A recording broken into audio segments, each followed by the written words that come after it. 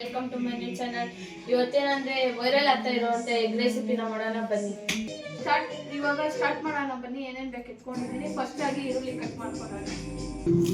ಗೊತ್ತಾಯ್ತಾ? ಇವಾಗ ಬೇಯಿಸಿರೋ ಅಂತ ಒಂದು ಮೊಟ್ಟೆನ ಎತ್ಕೊಂಡಿದ್ದೀನಿ. ಸೊ ಎಗ್ ರೆಸಿಪಿ ಮಾಡೋದಕ್ಕೆ ಎಷ್ಟು ಐಟಮ್ಸ್ ಬೇಕಾಗುತ್ತೆ. ಸರಿ ಗೈಸ್, ಇವಾಗ ಮಾಡೋಣ ಬನ್ನಿ. ಅಂತ ರುಚಿಗೆ ತಕ್ಕಷ್ಟು ಉಪ್ಪು ಹಾಕೋಣ. ಸ್ವಲ್ಪ ಧನಿಯಾ ಪೌಡರ್ ಹಾಕೋಣ.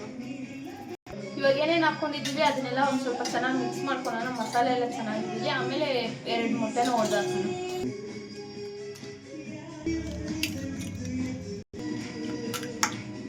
ಸೊ ಗೈಸ್, ಇದನ್ನ ಚೆನ್ನಾಗಿ ಮಿಕ್ಸ್ ಮಾಡೋಣ. ಯಾಕಂದರೆ ಇದರಲ್ಲಿ ಹಾಕಿರೋವಂಥ ಮಸಾಲೆ ಎಲ್ಲ ಚೆನ್ನಾಗಿ ಹಿಡಿಬೇಕು ಅಂದರೆ ನಾವು ಹಿಂಗೆ ಮಾಡಬೇಕು. ಆಮ್ಲೆಟ್ಗಾಗಲಿ ಏನಕ್ಕೆ ಆಗಲಿ ಹಿಂಗೆ ಮಾಡಿದ್ರೆ ಸ್ವಲ್ಪ ಚೆನ್ನಾಗಿ ಬರುತ್ತೆ. ಮಸಾಲೆ ಎಲ್ಲ ಚೆನ್ನಾಗಿ ಇಟ್ಕೊಂಡುತ್ತೆ ಇದಕ್ಕೆ. ಸೊ ಗೈಸ್, ಇವಾಗ ಮೊಟ್ಟೆ ರೆಡಿ ಆಗಿದೆ. ಇವಾಗ ಸ್ಟವ್ ಆನ್ ಮಾಡೋಣ ಬನ್ನಿ.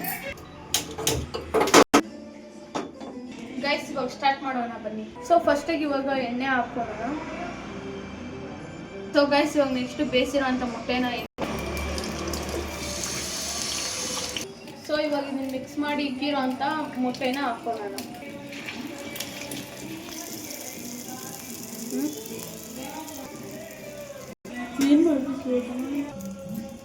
ಚೆನ್ನಾಗಿ ಕಾಣಿಸ್ತದೆ ಅದರಲ್ಲಿ. ಸೊ ಫೈನಲಿ ಅದು ರೆಡಿ ಆಗಿದೆ ಗೈಸ್. ಇವಾಗ ಕಟ್ ಮಾಡಿ ತೋರಿಸ್ತೀನಿ ಬನ್ನಿ. ಗೈಸ್, ಇದು ರೆಡಿ ಆಗಿದೆ. ಇವಾಗ ಕಟ್ ಮಾಡೋಣ ಬನ್ನಿ.